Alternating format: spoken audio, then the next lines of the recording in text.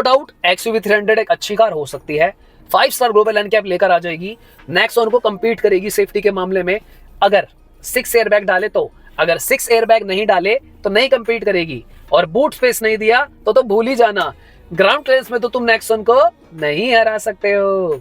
नमस्कार जय हिंद दोस्तों, आई होप सारे शेयर बिल्कुल ही बढ़िया होंगे। तो दोस्तों लास्ट वीडियो में हमने कंपेयर करा था XUV 3XO को और थोड़ा ब्रेजा को हमने मेनली कंपेयर कर दिया था वहां पे। आज सबसे पहले कंपेयर करने वाले हैं कि यार पंच खरीदनी है कि नेक्सॉन खरीदनी है, और बीच में हम बात कर लेंगे थोड़ी सी 3XO वर्सेस नेक्सॉन कि कौन सी लेना सही रहेगा। उससे पहले दोस्तों आपको पता ही है कि टोयोटा की टाइजर आई है, और सारे लोगों को पता है कि यार टोयोटा से हम एक्सपेक्ट करते हैं कि टोयोटा अपने इंजन लेकर आए, एटियोस टाइप कारें लाए, खुद की आइडेंटिटी लाए, फेस लिफ्ट ले आती है एटियोस, बट टोयोटा मारुति की चीजों को ला रहा है।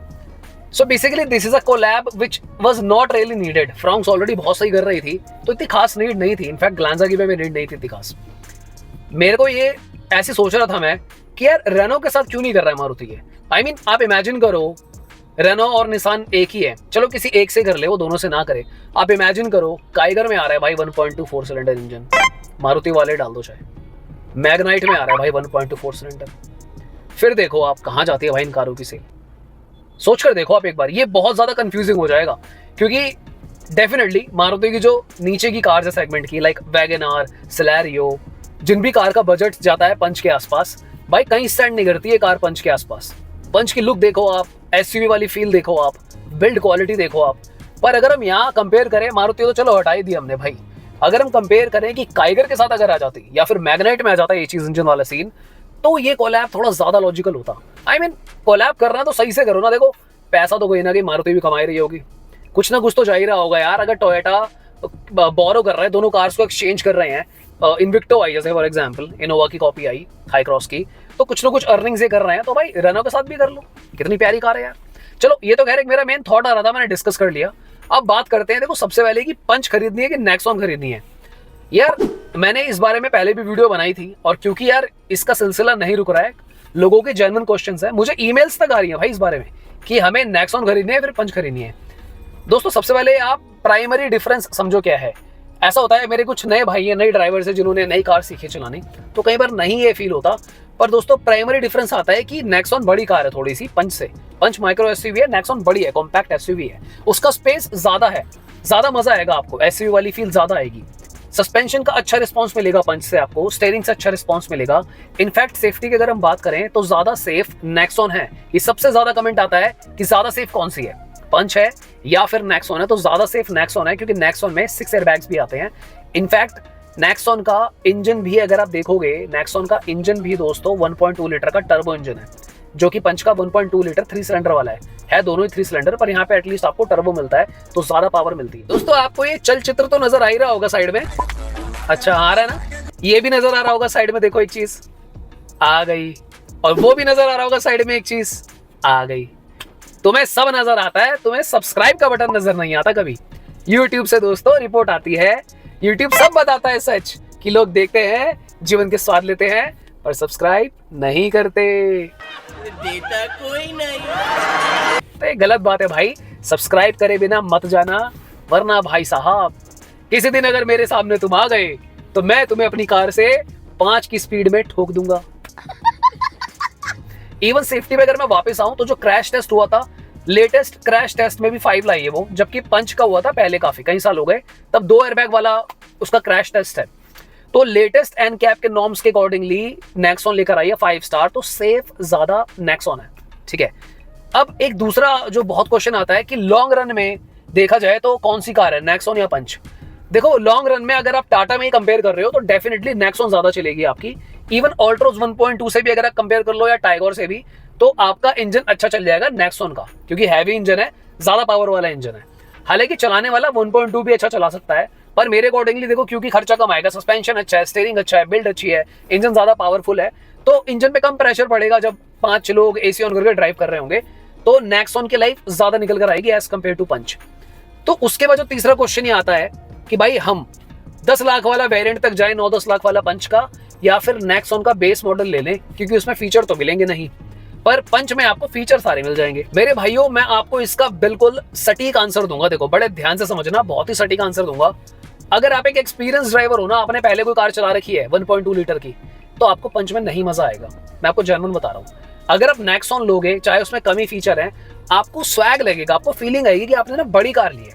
पहले से बड़ी कार में शिफ्ट हो जाओगे, पहले से ज्यादा पावरफुल इंजन मिलेगा, आपको ज्यादा अच्छा लगेगा कार को ड्राइव करने में। फीचर्स का कहना है यार, मैंने बहुत लोगों के फीडबैक सुने हैं खुद ही कि यार फीचर ना एक वक्त के बाद काम नहीं आते। लोग इनफैक्ट सनरूफ कार्स भी लेते हैं, सनरूफ खोलना ही बंद कर देते हैं। क्रूज कंट्रोल आता है, शुरू में थोड़ा सा दबाते हैं, भगाते हैं, मजा आता है, धीरे धीरे मन भरता जाता है। कैमराज होते हैं 360 यूज करते हैं 2-3 महीने, जब ड्राइविंग में परफेक्ट हो जाते हैं। तो भाई आज भी जो परफेक्ट ड्राइवर्स है ना, वो कैमरा पे रिलाई नहीं करते, वो भाई अपनी आंखों से देख लेते हैं आराम से, मिरर्स का यूज करते हैं। 3 आंखें हैं यहाँ पे आपके पास, left ORVM, right ORVM, centre का आईआरवीएम, तीनों मिरर को यूज करके जो कॉम्बिनेशन बनता है ना, वो 360 कैमरा वो चीज नहीं दे पाता आज भी। तो मैं अब आपको ये बिल्कुल नहीं कहना चाहता कि आप मत लो पंच, ये आपकी चॉइस है, ये सब्जेक्टिव है। तो अगर आप एक नए ड्राइवर हो तो बेशक ले लो आप। अगर आप फर्स्ट टाइम कार ले रहे हो, आपको अभी सीखी है आपने, तो फीचर वाली कार की तरफ जा सकते हो, वहां पे आपको ज्यादा मजा आएगा। क्योंकि अभी आपका वो राउंड बचा हुआ है जो 3-4-5 साल एक बंदा फर्स्ट कार चलाता है ना 1.2, वो राउंड अभी आप चलाओ अपना पंच के साथ। पर जिन्होंने पहले कार चला रखी है वो पंच मत लेना, मैं आपको जेन्युइनली बता रहा हूँ, थोड़ी सी दिक्कत हो जाएगी यहाँ पे। तो आई होप आपके सारे क्वेश्चंस क्लियर हो गए होंगे मेनली यहाँ पे। अब देखो, अगर आप सर्विस की बात करो यार, तो मैं यहाँ पे कोई कमेंट नहीं करना चाहूंगा कि इसकी सर्विस कैसी है टाटा की, क्योंकि आप ले तो दोनों में से एक ही रहे हो, तो सर्विस सेंटर तो सेम ही रहना है। तो क्या ही बोलूं मैं कि पंच की कैसी सर्विस और नेक्सॉन की कैसी है, वो तो सर्विस सेंटर सेम ही मिलने वाला है आपको, सेम ही रवैया मिलेगा, सेम बर्ताव, सेम भीड़, सेम रिस्पॉन्स मिलेगा आपको। अब मैं यहाँ पर पर्सनली कोई कमेंट नहीं करूंगा भाई की सर्विस अच्छी है बुरी है।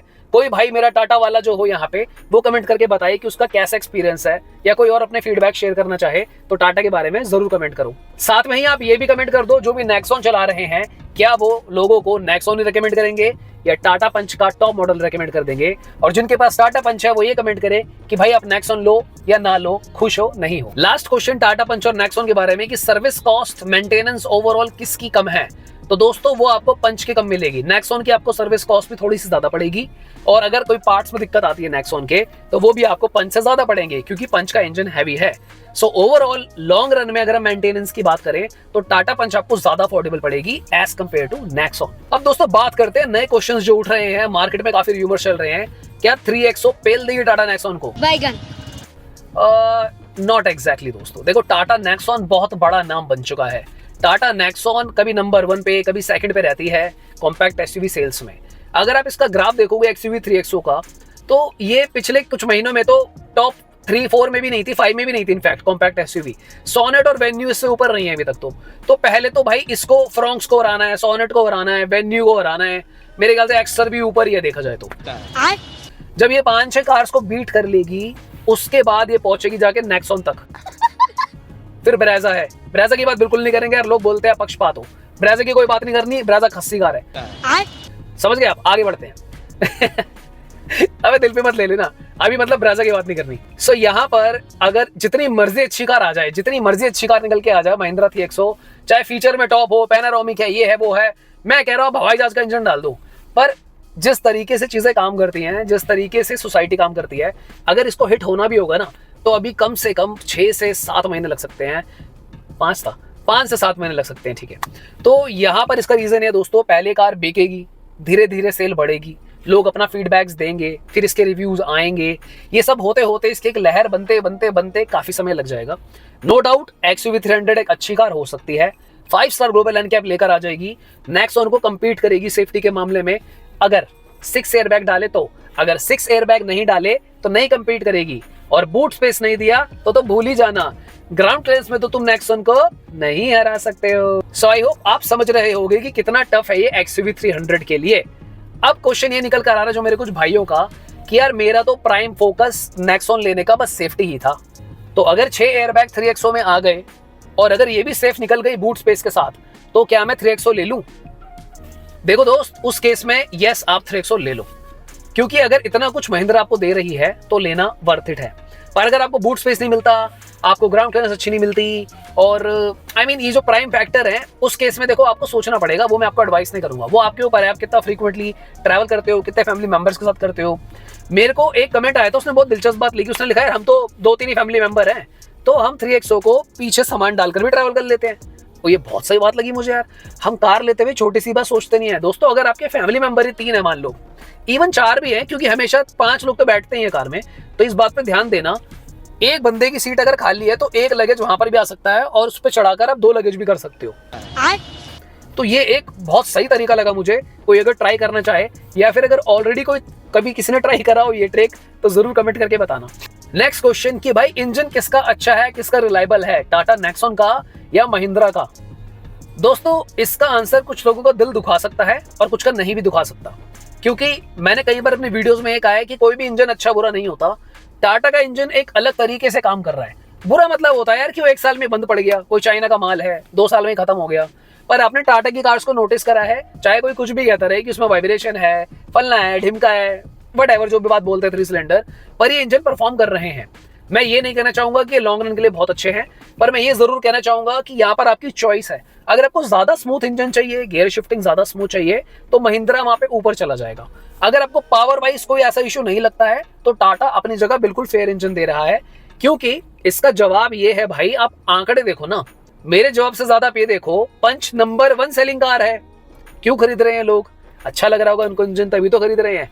Tata Nexon being compact SUV 2 महीने से सेकंड पे आ रही है, पर कई बार टॉप पे भी आती है, तो वो भी अच्छी कार है, लोग खरीद रहे हैं उसको, कोई तो कारण है खरीद रहे हैं। टाटा की एल्ट्रोस बिकती है और टाटा की अपनी टियागो बिकती है। ये सारी चीजें अगर बिक रही हैं तो दोस्तों यानी कि लोगों को इतना खासी दिक्कत नहीं है इंजन से यार। और इफ इन केस अगर आप भूल रहे हो, तो भाई साहब नेक्सॉन में 1.5 लीटर का इंजन भी आता है, 4 सिलेंडर वाला। वो धुआं बांध देता है भाई, धुआं उठा देता है। वो बहुत प्यारा इंजन है, मैंने वो कार चला के देखी हुई है।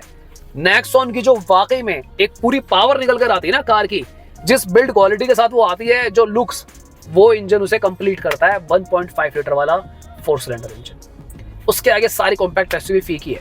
अगर आपका बजट वहां तक बनता हो तो भाई उसको ले लो आग बंद करके आप। फिर भी देखो, अगर किसी को और ज्यादा पावर चाहिए, और ज्यादा शक्ति चाहिए, शक्तिमान चाहिए, ज्यादा फकम फक पे ध्यान मत दो, तो जिसको और ज्यादा पावर चाहिए तो वो फिर 1.2 लीटर का टर्बो आएगा GDI वाला, तो वो उस तरफ जा सकता है, एम स्टाइलियन पे महिंद्रा के।